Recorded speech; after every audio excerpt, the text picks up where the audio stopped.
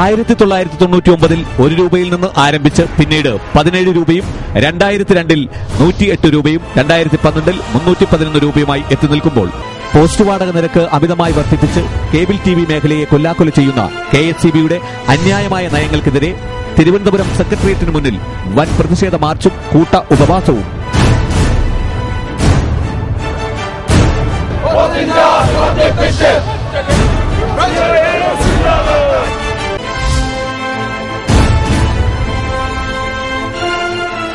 Cable TV ഓപ്പറേറ്റർമാരുടെ പ്രശ്നങ്ങളെ പരിഹരിക്കുന്നതിന് പ്രത്യേകമായിട്ടും ഈ സമരത്തിൽ ഉന്നയിക്കുന്ന ഇലക്ട്രിക് പോസ്റ്റുകളുമായി ബന്ധപ്പെട്ട് അവിശ്വസനീയമായ നിരക്ക് വർധനവ്.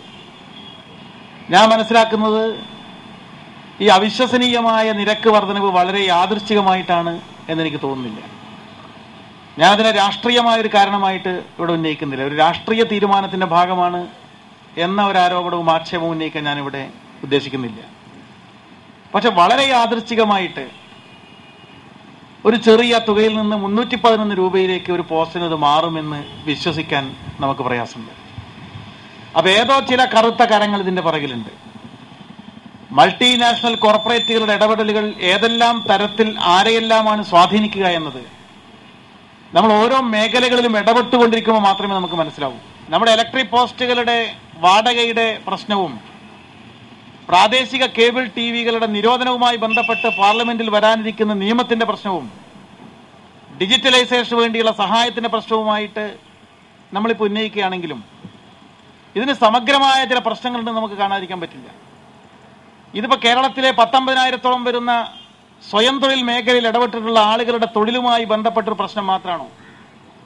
ആധുനിക മാധ്യമ രംഗത്ത് നടന്ന പുതിയ ജനാധിപത്യവൽക്കരണത്തിന്റെ ലൈസൺ ഓഫീസർമാരാണ് കേബിൾ TV ഓപ്പറേറ്റർമാർ. ഇവിടെ പ്രാദേശിക ചാനലുകളൊക്കെ വിഴുങ്ങിയിട്ട് ഇന്റർനാഷണൽ കോർപ്പറേറ്റുകൾ വരട്ടെ എന്ന് പറയുന്നതിന്റെ പുറകിൽ വേറെ ലക്ഷ്യങ്ങളുണ്ട്.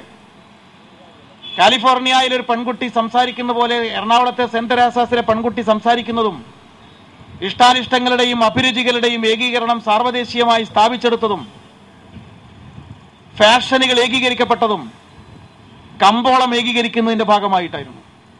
അപ്പൊ കമ്പോളം ഏകീകരിക്കുക, മാർക്കറ്റ് ഏകീകരിക്കുക, മൂലധനം ഏകീകരിക്കുക എന്ന കോർപ്പറേറ്റുകളുടെ താല്പര്യത്തിന് വേണ്ടിയുള്ള മുന്നുപാധിയായിട്ട് മാധ്യമരംഗത്തെ ഉപയോഗപ്പെടുത്തി എന്നതൊരു വസ്തുതയാണ്.